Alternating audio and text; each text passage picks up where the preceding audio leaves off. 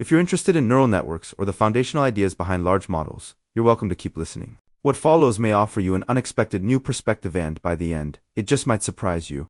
Let's start with a fundamental question. Where does the transformer equation come from? As with many groundbreaking technologies, its foundation is built upon prior contributions in the field. For example, we have channel attention, spatial attention, hybrid attention, and self-attention mechanisms. The multi-head attention mechanism proposed by Google in the transformer model is essentially an extension of self-attention. It decomposes the input feature space into multiple parallel subspaces, each computing self-attention independently. These subspaces capture different types of feature relationships, and their outputs are then fused to enhance the model's capacity to represent complex dependencies. Let's start by writing out the basic self-attention formula.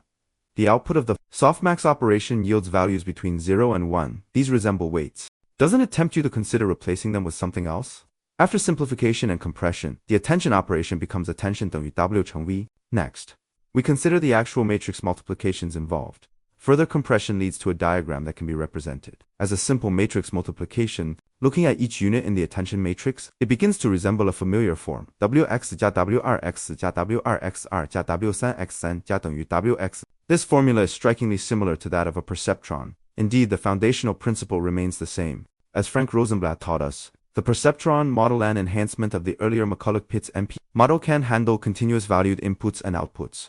Now, here's an unexpected analogy. The process of voting in an election closely mirrors the MP neuron model, 1.election vs.MP neuron model. Consider an election in which voters are deciding whether to support candidate A. Let xi represent the vote of the ith individual, either 1 yes or 0 no. The total votes for candidate A can then be expressed as sum A 等于 x 下划线 I. However, in human history, there's been much debate over whether every person's vote should carry the same weight, since people differ in ability, knowledge, experience, ethics, and more. If we assign a weight Wi to each voter reflecting these differences, the tally becomes sum A equals Wi 乘 xi. This is mathematically equivalent to the weighted sum computed by a neuron in both the MP model and the perceptron model. The resemblance is not only conceptually elegant, it is also astonishingly coincidental. Now, consider when voting is carried out regionally or by groups. This starts to resemble convolution, where decisions are made within localized filters before being aggregated globally. Neural networks as a model for social organization. From this perspective, it seems increasingly plausible that human structures, corporations, societies, even nations are organized in a way that mirrors neural network architectures, naturally. This leads to a follow-up question. What about backpropagation? Does it also have a social analog? The answer is yes.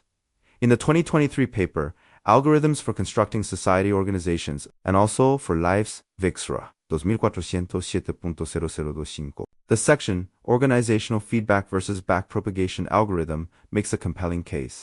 In organizational systems, performance feedback is often analyzed by a central strategic team akin to the brain's executive function. When actual outcomes deviate from expected goals, these discrepancies are communicated downward through the hierarchy. Each organizational unit then adjusts its behavior based on this feedback in an attempt to optimize future outcomes. This process is remarkably similar to backpropagation in neural networks, where error gradients are propagated from output to input to adjust parameters and improve future predictions.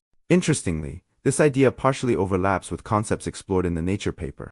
Optimizing Generative AI by Backpropagating Language Model, Feedback Nature, 2025. And TextGrad, Automatic Differentiation via Text, Yuxek Gonyo, ETL, ArcSiv, 2406.07496. These connections on both macro and micro levels strengthen my belief that neural networks may serve as a unified theoretical framework for understanding evolution itself. In the next discussion, I will explore how neural networks challenge the assumption that genetic mutations are purely random. Sometimes, progress requires flipping the table because only in the aftermath of chaos can real breakthroughs emerge.